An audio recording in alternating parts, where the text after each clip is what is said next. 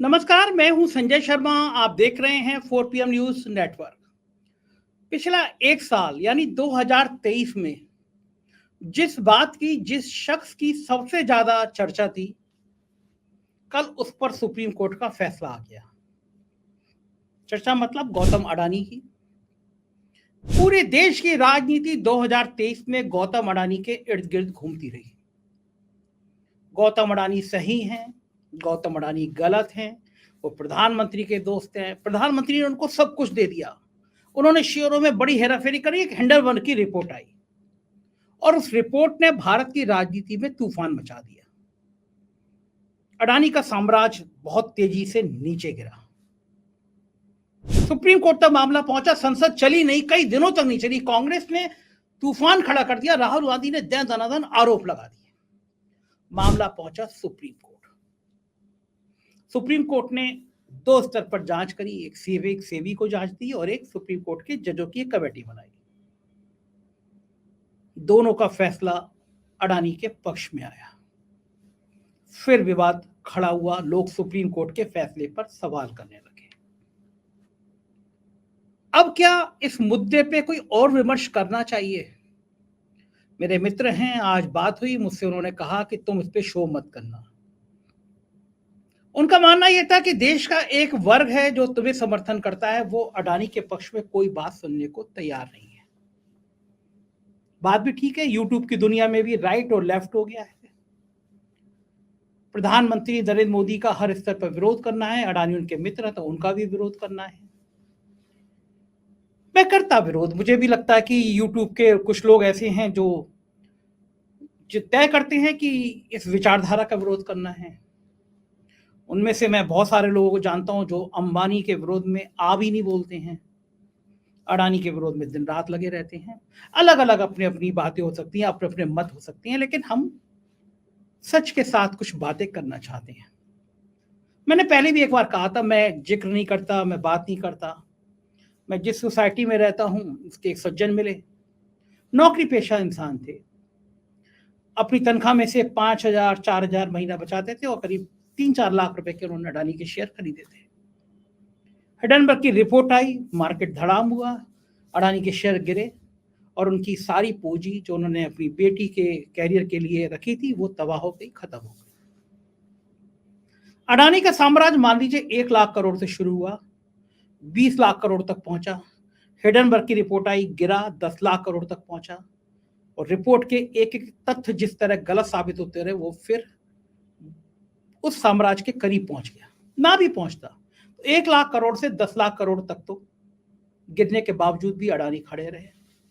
लेकिन देश के हजारों लाखों करोड़ों छोटे निवेशक तबाह हो गए। तब पता चला कि हिडनबर्ग की जो रिपोर्ट आई थी, जो रिपोर्ट तैयार करने वाले थे, उन्होंने इस रिपोर्ट को तैयार करके अरबों रुपए कमा लिए। शेयर मार्केट में हर लोग जानते नहीं होंगे, मैं थोड़ा सा तरीका बता सकता हूं। शेयर के लिए जरूरी नहीं है कि आप शेयर खरीदें। आपके पास कोई शेयर नहीं हो, सपोज अडानी का शेयर कर खुलता है 1,000 रुपए पे, आप उसको बिना खरीदे उसको बेच सकते हैं। मतलब मार्केट में, शेयर मार्केट में खरीदने का और बेचने का दोनों का विकल्प होता है। आप उसको बिना खरीदे भी बेच सकते हैं। सुबह उठिए और कहिए हम 10 लाख रुपए के अडानी के शेयर बेच रहे हैं, जिस रेट पे होंगे शेयर आप उसको मार्केट में बेच दीजिए। आप जिससे भी, इंडिया बुल से या आईसीसी बैंक, जिससे भी आप ट्रेडिंग करते हैं, वो आपको ये फैसिलिटी देता है कि आप बिना शेयर खरीदे उसको बेच दीजिए। और आपको लगता है वो शेयर नीचे आया, तो उस नीचे में 1,000 रुपए का शेयर आपने बेचा और वो शेयर 700 रुपए में आया, तो आपने 700 रुपए का खरीद लिया, तो आपको ऊपर बेच के नीचे खरीदने में 300 रुपए का फायदा हो गया। हिडनबर्ग के जो साहिबान थे, जो मालिक थे, उन्होंने ये खेल खेला। उन्हें पता था कि जब ये रिपोर्ट आएगी तो शेयर गिरेगा, और उन्होंने उस दर पे बेचा, नीचे खरीदा, अरबों रुपए कमा लिए। यानी भारत के हजारों लाखों लोग तबाह हो गए उस शेयर मार्केट के नीचे आने पे, और अमेरिका में बैठे हुए जिन्होंने ये रिपोर्ट दी वो अरबपति हो गए, वो माला माल हो गए। तो बड़ा सवाल यह आया कि किसी दूसरे देश में कोई बैठा हुआ व्यक्ति क्या भारत की अर्थव्यवस्था को इतना हिला सकता है? और ये सवाल भी आया कि अमेरिका के आई एजेंट्स लोग, उनके काम करने वाले लोग लगातार भारत में काम करते रहे और यहाँ की इंटेलिजेंस को पता नहीं चला। तमाम सवाल खड़े हुए और फिर उसके बाद विवाद शुरू हुए। अडानी का विवाद होते होते संसद तक पहुंचा। एक महुआ मोइत्रा पार्लियामेंट्री में मेंबर ऑफ पार्लियामेंट्री लगातार अडानी के खिलाफ सवाल पूछती थी। पता चला कि एक अडानी के और एक प्रतिद्वंदी बिजनेसमैन हैं, वो उनको सवाल लिख के दिया करते थे, वो सवाल उनके मेल से वो पूछा करती थी, उनकी सदस्यता चली गई। अब सवाल ये भी उठता है कि क्या अभी भी हम उसी शैली में, उसी तेवर में अडानी का विरोध करते रहें, या ये कहें कि इस देश के सिस्टम पर आप भरोसा करें, सेबी पर भरोसा करें, सुप्रीम कोर्ट पर भरोसा करें। दूसरा सवाल ये उठता है कि कांग्रेस लगातार हमलावर थी। वो कह रही थी कि अडानी मोदी जी के दोस्त है, साहब के दोस्त है, साहब ने उनको सब कुछ दे दिया है, एयरपोर्ट दे दिया है, यानी क्या क्या चीजें, बंदरगाह दे दी, जाने क्या क्या चीजें दे दी हैं। लेकिन फिर सवाल ये उठा कि जो कांग्रेस शासित राज्य सरकारें थी, अब तो चली ही, लेकिन राजस्थान है, छत्तीसगढ़ है, उसमें अडानी ने हजारों करोड़ के निवेश किए थे। पिछले दिनों में जब राजस्थान के मुख्यमंत्री थे गहलोत, वो अडानी जी को भाई साहब कह के मंच पे बुलाते थे, उनके महिमा मंडन करते थे। छत्तीसगढ़ के मुख्यमंत्री भूपेश बघेल अडानी के साथ खड़े होते थे। तो सवाल ये हुआ कि राहुल गांधी और कांग्रेस के बड़े नेता अडानी पर हमले कर रहे हैं, लेकिन कांग्रेस की सरकारें उनको हाथों हाथ क्यों ले रही हैं। फिर सवाल इंडिया गठबंधन के सहयोगी पर उठा। शरद पवार हमेशा अडानी के खुल के साथ देते हैं, अडानी की बहुत करीबी माने जाते हैं शरद पवार। इंडिया गठबंधन का मजबूत स्तंभ है ममता बनर्जी। अडानी ने पश्चिम बंगाल में हजारों करोड़ का निवेश किया है। ममता बनर्जी और अडानी के फोटो रिलीज हुए, वो गए मिलने के लिए, बहुत वेलकम किया ममता बनर्जी ने। केरल में अडानी ने निवेश किया और केरल सरकार उनके आगे बेच गई। बिहार में एक बड़ा निवेश हुआ पिछले हफ्ते में। नीतीश ने और तेजस्वी ने अडानी समूह की जमकर तारीफ करी और कहा कि उनके आने से बिहार में विकास होगा। तो बड़ा सवाल यह है कि भारतीय जनता पार्टी के अगर अडानी मित्र हैं, तो विपक्ष की सरकारें एक के बाद एक के बाद एक के बाद एक अडानी का वेलकम क्यों कर रही हैं? अडानी का साम्राज्य पूरे देश में क्यों फैल रहा है? उत्तर प्रदेश में भी वो आते हैं तो फिर वो विपक्ष के नेताओं के भी जाते हैं, विपक्ष के नेताओं से भी उनके अच्छे रिश्ते होते हैं। तो बड़ा सवाल ये है कि क्या इस बात को मान लिया जाए कि वो सिर्फ भारतीय जनता पार्टी के या प्रधानमंत्री के करीबी हैं, या वो एक ऐसे बिजनेसमैन है जो हर राज्य के साथ व्यापार करता है। क्या है अडानी के इस खेल के पीछे, और सुप्रीम कोर्ट ने क्या फैसला दिया? क्योंकि आज सुप्रीम कोर्ट का फैसला है वो बहुत टिपिकल होता है। सुप्रीम कोर्ट की जो भाषा होती है वो मुझ जैसे पत्रकार के बहुत सहज संबंध में समझ में आती भी नहीं है। मैं अडानी के कारोबार को तो समझ सकता हूँ, अडानी के साम्राज्य को तो समझ सकता हूँ, कांग्रेस के और विपक्ष के सबके सब अडानी के तारीफ क्यों कर रहे हैं इसको समझ सकता हूँ। और ये बात मैं समझा सकता हूँ कि सारे राजनीतिक दल अडानी के साम्राज्य को अपने राज्य में लाना चाहते हैं, लेकिन हिडनबर्ग की रिपोर्ट के आने के बाद देश के लाखों करोड़ों लोगों के जो शेयर में पैसे डूबे, उनके हितों की बात नहीं करना चाहते। बहुत बड़ा नुकसान हुआ है देश के आम आदमी को, आम आदमी का हिडनबर्ग की रिपोर्ट आने के बाद। अडानी जिस लेवल पे थे उससे थोड़ा नीचे है, वो उस लेवल पे पहुंच जाएंगे, लेकिन लाखों करोड़ों लोगों के निवेश के पैसे डूब गए। दूसरा बड़ा सवाल यह है कि अगर अडानी को पोर्ट दिए गए, रेलवे दिए गए या बाकी सब चीजें दी गई, तो देश के बड़े मीडिया हाउस या फिर पॉलिटिकल पार्टी कांग्रेस आरटीआई के जरिए वो पेपर क्यों नहीं निकलवाती? ये साबित क्यों नहीं करती दस्तावेजों के तहत कि ये एयरपोर्ट इन गलत शर्तों पे दिया गया, ये जमीन, ये पोर्ट गलत शर्तों पे दी गई? केवल आप मंचों से भाषण देंगे, आपके राज्य की सरकार अडानी के लिए बिछी रहेगी, तो ये भी कहाँ तक का न्याय है? और ये क्या मान लिया जाए कि आपको निवेश तो चाहिए, लेकिन मंच पर लोगों को गुमराह करने के लिए बातें भी चाहिए? मैं कई गांवों में गया, लोग नहीं जानते अडानी शेयर, पहले राफेल भी नहीं जानते थे, और इन राज्यों के चुनाव में ये कांग्रेस से भी देख लीजिए कि अडानी कोई बड़ा मुद्दा है नहीं। तो क्या अभी भी लोकसभा चुनाव में अडानी एक बड़ा मुद्दा रहेगा? और सुप्रीम कोर्ट ने जो फैसला दिया वो मेरी समझ में चूंकि बहुत क्लिष्ट भाषा में था, तो मुझे लगा कि मैं इसका विमर्श किससे करूं। तो मैं अपने शो में पहले ही बता चुका हूं, मैंने अपनी जिंदगी में सब लखनऊ से दिल्ली तक बहुत बड़े बड़े वकीलों से मेरा संपर्क रहा है, बहुत बड़े बड़े अधिवक्ताओं से मेरा संपर्क रहा है। लखनऊ में एक एलएलएम टॉपर अधिवक्ता है मोहम्मद हैदर, मैंने उनसे काबिल वकील अपनी जिंदगी में नहीं देखा। मैंने गंगा की लाशें जब बह रही थी तो मैंने एक स्टडी करी और हैदर जी के साथ मिलकर एक एनजीटी के लिए एक रिट तैयार करी, और जब दिल्ली में दाखिल करी तो पूरी सरकार जुट गई, लेकिन वो दस्तावेज इतने जबरदस्त थे कि उस पर भारत सरकार को, बिहार सरकार को, यूपी सरकार को एनजीटी ने नोटिस जारी कर दिया। जब कोरोना काल आ रहा था और पान मसाला खा के लोग थूक रहे थे, फैल रहा था, तो मैंने हाई कोर्ट में रिट तैयार करी, वो भी हैदर ने तैयार की, और 3 महीने पहले जो कुछ हुआ वो उत्तर प्रदेश की राजनीति का इतिहास बन गया। उत्तर प्रदेश में लखनऊ में एक जयप्रकाश नारायण केंद्र बनाया गया है। समाजवादी पार्टी की सरकार थी, लगभग 800-900 करोड़ का केंद्र बनाता हो। सरकार बदली, मौजूदा सरकार ने, भाजपा सरकार ने उसको जांच के आदेश कर दिए। जिन्होंने बनाया तो उनका नाम संजय सेठ है, उनकी कंपनी का नाम शालीमार है। वो समाजवादी पार्टी के नेता हुआ करते थे, लेकिन सरकार बदलती भाजपा में आ गए, भाजपा ने उनको राज्यसभा का सदस्य बना दिया। वो पूरी बिल्डिंग जांच होती रही, खंडैर में बदल गई। जिन पे शिकायत होनी थी वो संजय सेठ भाजपा में आ गए, लेकिन बिल्डिंग वो ध्वस्त होती रही। मैं और हैदर एक दिन कॉफी पीते हुए निकल रहे थे, तो मैंने कहा कि हैदर भाई, ये कितना गलत हो रहा है, देखिए हमारे और जनता के टैक्स का 900 करोड़ रुपया है और ये इस तरह पानी में बहाया जा रहा है। दस्तावेज इकट्ठे किए और वो एक पूरी रात में और हैदर बैठ के उस बिंदु वाइज हम लोग रिट तैयार करते रहे, और उसके बाद हैदर की तैयार की हुई रिट हम लोग हाई कोर्ट में लेके गए। चीफ जस्टिस की बेंच में थी, मैं उसका मेरी तरफ से वो पीआईएल दाखिल हुई और बहुत बड़े बड़े वकील खड़े थे, लेकिन चीफ जस्टिस नाराज हुए, कहा कि जनता का पैसा ऐसे कैसे नुकसान किया जा सकता है। सरकार को आदेश किए कि तत्काल इसका काम शुरू कराया जाए। तो मैंने आज फिर उनको संपर्क किया, आज वो बहुत व्यस्त थे, लेकिन मैंने उनसे कहा कि मुझे चूंकि बहुत सेंसिटिव मुद्दा है, देश का बड़ा भयंकर मुद्दा है, गौतम अडानी का व्यापार, गौतम अडानी की जिंदगी, और इसमें सब लोग जानना चाहते हैं सुप्रीम कोर्ट क्या कहना चाहता है, तो थोड़ी सी स्टडी कर लीजिए, मेरे साथ आइए, क्योंकि मुझे भरोसा है कि मोहम्मद हैदर से काबिल इंसान मैं नहीं देखता अधिवक्ता के रूप में, और उनसे बेहतर कोई मिल सकता है। चलते हैं मोहम्मद हैदर के बाद, उनसे बात करते हैं इस पूरे मामले का कानूनी पहलू पर। हैदर जी, बहुत बहुत स्वागत है आपका। मैं क्षमा चाहता हूं कि आप इतने व्यस्त थे, लेकिन मैंने आज आपको पकड़ ही लिया। गौतम अडानी के कारोबार को लेकर पूरी दुनिया में जंग छिड़ी हुई, उनके निगाह थी, और सुप्रीम कोर्ट ने फैसला दिया है कि सेबी के काम में वो दखल नहीं देंगे। गौतम अडानी ने ट्वीट किया है, सत्यमेव जयते। क्या मानना है, पहले मैं समझना चाहूंगा कि सुप्रीम कोर्ट के इस फैसले का मतलब क्या है।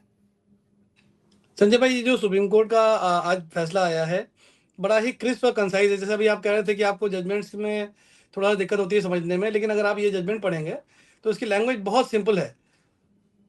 तो मतलब इसको कोई भी कॉमन आदमी भी इसको समझ सकता है कि क्या इस जजमेंट का इंटेंट है।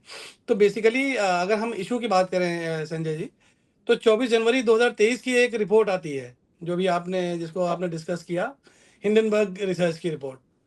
अच्छा, हिंडनबर्ग भी शॉर्ट सेलर है, यानी वो शेयर मार्केट में पैसा इन्वेस्ट करता है और फिर निकाल लेता है, फिर इन्वेस्ट करता है, फिर निकाल लेता है। देखिए, अगर इस पूरे प्रकरण को हम देखेंगे तो हम थोड़ा सा क्रिटिकल होकर भी इस मामले को देखेंगे। क्रिटिकल होकर हम इसलिए देखेंगे क्योंकि हमारे देश का एक ऐसा उद्यमी, एक ऐसा व्यापारी जो उस टाइम पे 3rd नंबर पे था वर्ल्ड में। I think we have no other history like him. तो जो 3rd नंबर पे था and he was destined to reach the 1st position, उस मोमेंट पे उसके अगेंस्ट एक रिपोर्ट आती है। उस रिपोर्ट के आने के बाद उसका तो जो नुकसान होता है वो तो होता ही है, लेकिन करोड़ों उन इनोसेंट लोगों का नुकसान होता है जिन्होंने उनके शेयर्स में उन पे विश्वास करके पैसा निवेश किया होता है। तो ऐसे टाइम पे एक थर्ड पार्टी की रिपोर्ट पे शेयर मार्केट धड़ाम इस तरह के न्यूज़ हुए और अरबों खरबों रुपए की इंडियन इकोनॉमी को चोट पहुंची। अच्छा, जैसा होता है कि देखिए, मैंने देखा कई बार कुछ कुछ एक्टिविस्ट होते हैं जो इन चीज़ों को देखे रहते हैं, और इस प्रकरण में भी यही हुआ कि 4 पिटिशंस एक के बाद एक फाइल हुई सुप्रीम कोर्ट ने उन चारों पिटिशंस को क्लब किया, और उसके बाद भी सॉलिसिटर जनरल से पूछा कि आपकी क्या सजेशन है कि इसमें एक्सपर्ट कमेटी अपॉइंट होनी चाहिए। तो जो एक्सपर्ट कमेटी अपॉइंट हुई उसमें अनइम्पीचेबल इंटीग्रिटी के लोग थे। जस्टिस एम सप्रे थे, ऑनरेबल सुप्रीम कोर्ट के रिटायर्ड जज नंदन नीलकानी थे, और सोमशेखर सुंदरेशन थे, और तमाम और लोग थे।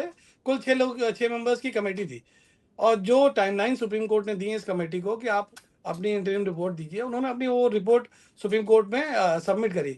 साथ ही साथ अब रोल आता है सेबी का। तो इस पूरे प्रकरण में जो एपेक्स बॉडी है जो रेगुलेटर है वो है सेबी।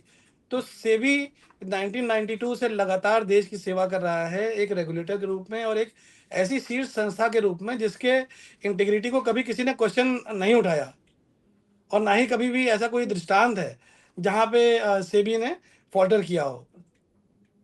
तो उसके बाद फिर सुप्रीम कोर्ट में मुकदमा चला, कई डेट्स इसमें लगी। आप ये सोचिए कि फरवरी में आई थिंक ये मुकदमा इनिशिएट हुआ था और अब आके 1 साल के बाद अप्रोक्सीमेटली जनवरी में इसका फैसला है। और इस 1 साल में मीडिया ने हर तरीके से गौतम अडानी को विलन बनाने की कोशिश करी। प्राइम मिनिस्टर से प्रॉक्सिमिटी और फलाने। देखिए, हम अनबायस्ड होकर बात करेंगे, चाहे कोई भी बिजनेसमैन हो, चाहे कोई भी बिजनेस ग्रुप नहीं हो। हैदर देखिए, भाई, जो ये मीडिया ये जो हैदर जी मीडिया ये ट्रायल है ना, हैदर जी ये मीडिया क्या ट्रायल बात, टू एंड। हैदर जी ये क्या बात होती है कि वो वाकई में बात हुई, सारे एयरपोर्ट उनको दे दिए गए, पोर्ट उनको दे दिए गए, तो जब प्राइम मिनिस्टर सब कुछ उनको दे देंगे तो उन पे बात नहीं होगी, लोग सवाल नहीं करेंगे? देखिए, ये एक जनरल आपने स्टेटमेंट दिया कि प्राइम मिनिस्टर ने उनको दे दिया या उनको दे दिया। There is always a process which has to be followed. Our country is govern by rule of law. ये रूल ऑफ मैन नहीं है, ये मोदी जी का कानून नहीं है, ये देश का कानून है ना। कॉन्स्टिट्यूशन ऑफ इंडिया है, भारत का संविधान है। तो जितने भी डिसीजन इस तरह के होते हैं, यदि किसी भी पक्षकार को लगता है कि वो भी कॉम्पिटेंट था और उसको भी इस तरह का कॉन्ट्रैक्ट मिल सकता था, he is fully competent and authorise to seek appropriate judicial remedy. और होता भी है, ऐसा नहीं है। मुझे पूरा यकीन के साथ मैं कह सकता हूं कि जब गौतम अडानी जी को टेंडर्स मिलते होंगे या टेंडर्स उनको अवार्ड होते होंगे तो वो चैलेंज भी होते होंगे। और अगर नहीं चैलेंज होते होंगे तो इसका मतलब यह है कि जो गवर्नमेंट की जो पॉलिसीज हैं, जो प्रोसेसेस हैं, जो गाइडलाइंस हैं, उसका हूबहू वो पालन करते होंगे। और ये ना केवल गौतम अडानी जी के लिए बल्कि पूरे देश में जितने भी हमारे एंटरप्रेन्योर्स हैं और जितने भी बिजनेस ग्रुप्स हैं, they have to follow certain norms. तो इसमें अगर हम आगे बढ़ते हैं तो देखते हैं कि जैसे सेबी के बारे में भी कई क्वेश्चन उठाए गए इन पिटिशंस में कि जो सेबी है वो इनकॉम्पिटेंट है। यहाँ तक कि ये जो एक्सपर्ट कमेटी थी, एक्सपर्ट कमेटी में एक मेंबर हैं मिस्टर सोमशेखर सुंदरेशन, बहुत बड़े वकील हैं। एंड सुप्रीम कोर्ट ने अगर उनका नाम एक्सपर्ट कमेटी में रखा है तो इसके मतलब वो ऐसे लॉयर होंगे जो अनइम्पीचेबल, जिनकी इंटीग्रिटी क्वेश्चन नहीं की जा सकती। तो जो पिटिशनर्स हैं वो निकाल के लेके आए कि साहब ये जो थे 2007 में इन्होंने अडानी का कौन सा कोई मुकदमा किया था। तो यार, तो लॉयर्स जो होते हैं, कई बार the lawyers go on and become the supreme court जजेस, high court judges. We as lawyers represent a number of business groups. So tomorrow if we are elevated and become judges, can a bias be attributed to us only because we have given an honest report? तो किस तरह का ये इस बायस के ऊपर भी supreme court ने पूरा निर्णय दिया और बताया कि किस तरह से ये जो पर्टिकुलर पर्सन थे जिनके अगेंस्ट ये उन्होंने कहा कि आपने डिक्लेयर नहीं किया कि आप इनको जानते थे, किस तरह से वो उनका आर्ग्यूमेंट फॉल्स आर्ग्यूमेंट था, वो भी सुप्रीम कोर्ट ने इसमें डिसाइड किया है। आज तो के जो फैसले में है ये जिक्र है कि हाँ, जी क्या लाइनें हैं हैदर भाई, आप जरा बता सकते हैं डिटेल में इसको? हाँ, अभी मैं बताऊंगा कि कौन कौन सी लाइनें हैं और सुप्रीम कोर्ट ने इसमें क्या कहा है। Read out those lines. तो सेबी का एज अ रेगुलेटर क्या क्या फंक्शंस होते हैं उसके ऊपर डिस्कस हुआ। फिर एक और इम्पोर्टेंट पॉइंट जो बड़ा क्रिटिकल पॉइंट है, इन्वेस्टिगेशन ट्रांसफर की बात। अक्सर हम लोग सुनते हैं कि जो इन्वेस्टिगेटिंग एजेंसी है वो बायस्ड है, ठीक है, वो न्याय नहीं कर सकती है, इसलिए इसका इन्वेस्टिगेशन ट्रांसफर किया जाए। तो इन्वेस्टिगेशन ट्रांसफर पे अभी कुछ दिन पहले एक हिमांशु कुमार बनाम छत्तीसगढ़ राज्य का एक जजमेंट आया, बड़ा इंपॉर्टेंट जजमेंट, जो अभी सुप्रीम कोर्ट ने इसको डिसाइड किया है। तो उसमें सुप्रीम कोर्ट ने ये होल्ड किया है कि कोई भी पार्टी किसी एक पर्टिकुलर इन्वेस्टिगेटिंग एजेंसी को नहीं चूज कर सकती। अच्छा, ये हम नहीं बताएंगे कि आप ईडी से जांच कराइए कि सीबीआई से जांच कराइए। हम तो ये बताएंगे केवल कि ये पॉइंटर्स हैं, ये कारण हैं जिसकी वजह से जो इन्वेस्टिगेशन है दैट इज फ्लॉड। अगर फ्लॉड इन्वेस्टिगेशन है and if I could prove that this investigation is flawed on this counts and those parameters have to confirm to the settled rules and regulations, तो अगर वो flout हो रहे हैं तो yes, investigation transfer हो सकता है। लेकिन इस पर्टिकुलर केस में क्योंकि सेबी के ऊपर इस तरह का कभी कोई आरोप नहीं लगा, सेबी की जो टीम थी उसने मन लगा के पूरे एफर्ट्स लगा के डिटेल में कई बार उसने टाइम भी लिया सुप्रीम कोर्ट से। तो एक्चुअली पिटिशनर साइड को प्रॉब्लम इसी बात की थी कि वो टाइम का एक्सटेंशन क्यों मांग रहे हैं। देखिए, मैं आपको एक चीज़ और बता दूं संजय जी, कि अगर उनको रश करना होता और उनको अडानी ग्रुप को फेवर करना होता तो वो फौरन रिपोर्ट दे देते, nobody would have stopped them.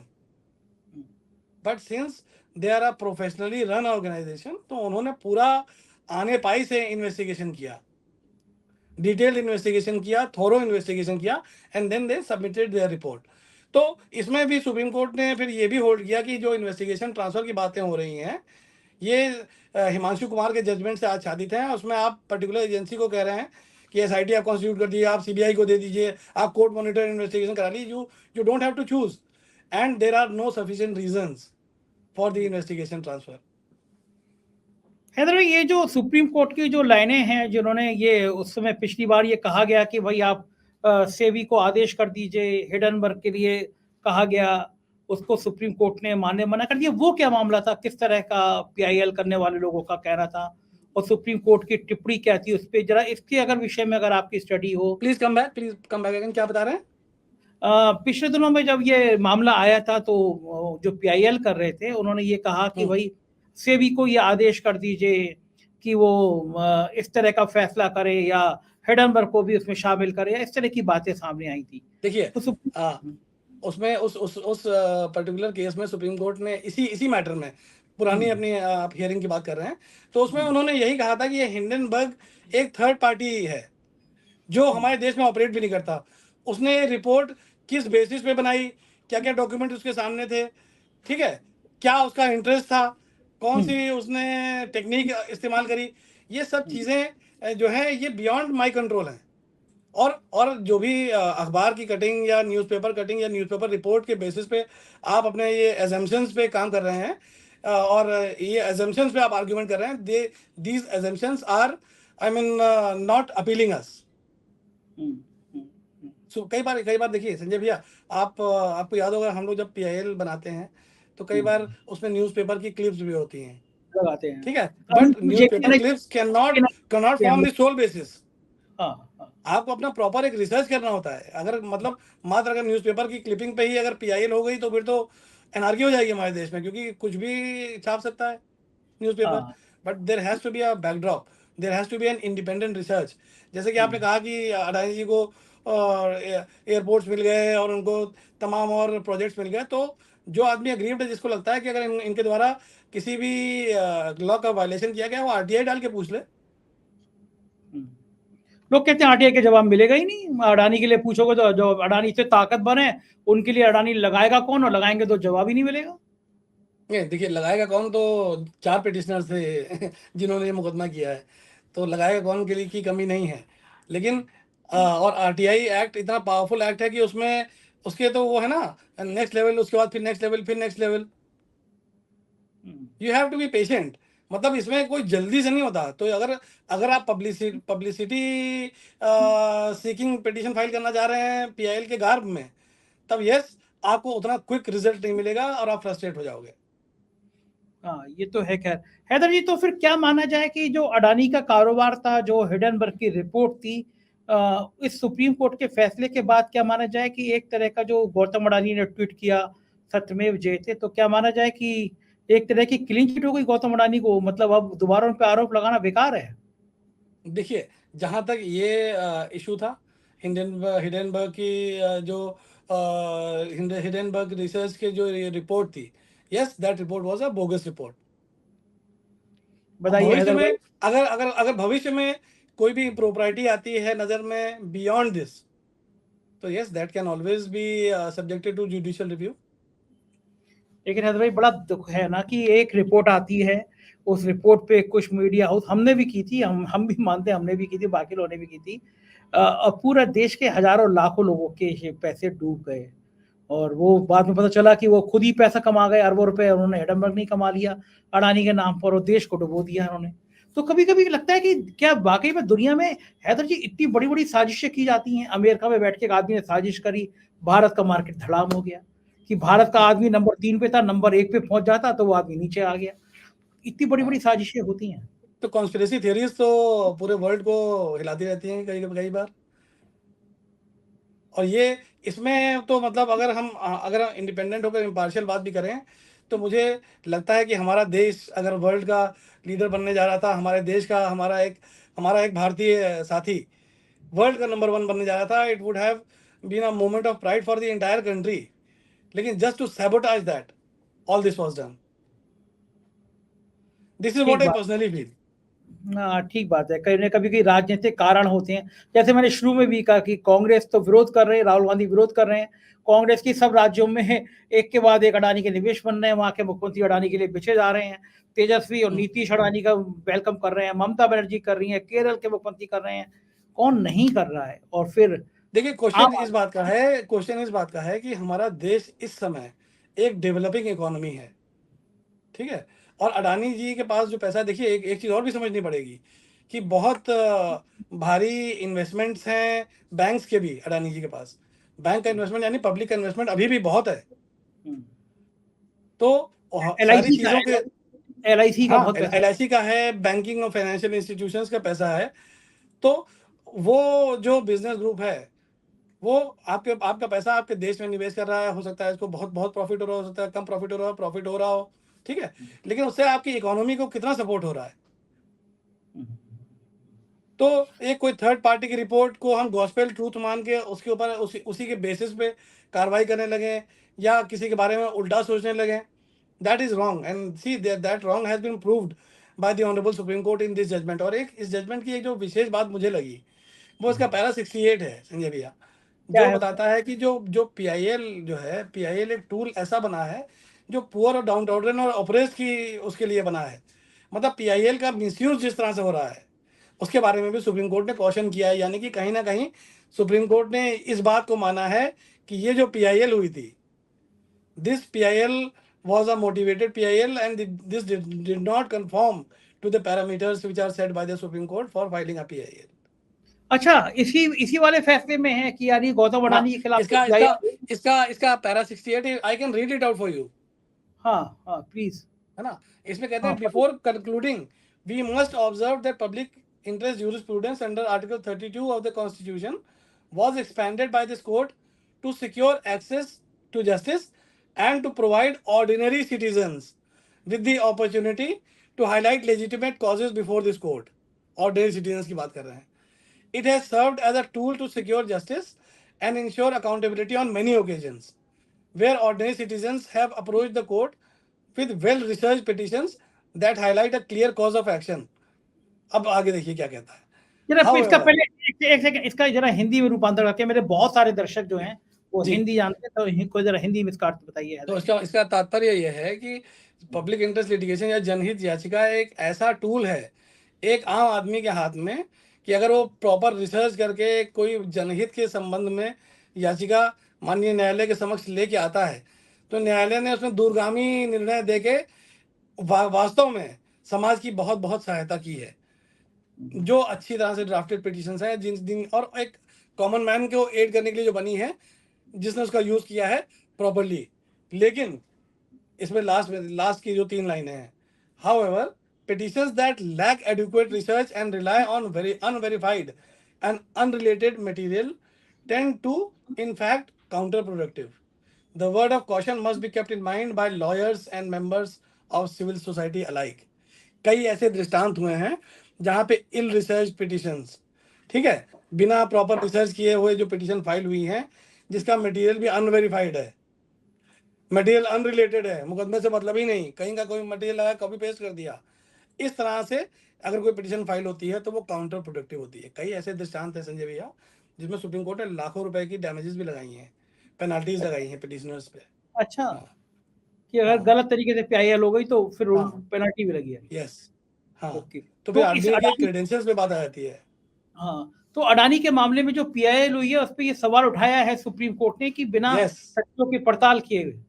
ये तो हाँ। बहुत बड़ी तो बात है ना, मतलब क्योंकि देखिए, ये बहुत बड़ी बात है। मतलब पैरा 68 जो है ना, इस पूरे पिटीशन का अगर आप मुझसे माने कि एक जो उसका जो कोर है वो ये पैरा 68 है कि कहीं ना कहीं सुप्रीम कोर्ट ने अपना इस बात पे डिस्प्लेजर जाहिर किया है कि इस तरह की जो पिटीशन जो है थर्ड पार्टी रिपोर्ट के ऊपर आपने पूरी पिटीशन बना दी, आप सुप्रीम कोर्ट के कॉन्स्टिट्यूटेड कमेटी के मेंबर्स की ऑनेस्टी और इंटेग्रिटी पे आप सवाल आपने उठा दिया। आप बिना किसी कारण और हेतु क्या बता रहे हैं कि आप इसका इन्वेस्टिगेशन ट्रांसफर कर दो, है ना? This is not done. तो ये लब्बो-लुआब माना जाए कि ये 1 साल बड़ा तूफान मारा था अडानी ग्रुप के लिए, देश की अर्थव्यवस्था के लिए, लेकिन सुप्रीम कोर्ट ने अब कह दिया कि ये मामले निराधार थे। तो ज़ाहिर है अडानी को तो आज कहा ना, आज की रात बड़ी अच्छी चैन की नींद आई होगी, क्योंकि एक बहुत बड़ी मुसीबत उनके सिर से टली। बहुत-बहुत शुक्रिया हैदर जी, इतनी सारी जानकारी देने के लिए धन्यवाद। Thank you. ये थे मोहम्मद हैदर, जाने-माने सीनियर एडवोकेट, और ये मुझे विस्तार से समझा रहे थे सुप्रीम कोर्ट के फैसले का मतलब। तो जाहिर है कि अडानी समूह के लिए एक बहुत बड़ी राहत की बात है। जो मामला सुप्रीम कोर्ट तक पहुंचा था उसने अडानी को राहत दे दी। अब हम राजनीतिक मंचों पे भली अडानी का विरोध करते रहें, वैचारिक स्तर पे विरोध करते रहें, वैचारिक स्तर पे कहते रहें कि देश के संसाधन को दिए गए, लेकिन कम से कम कानूनी रूप से अडानी जीत गए हैं।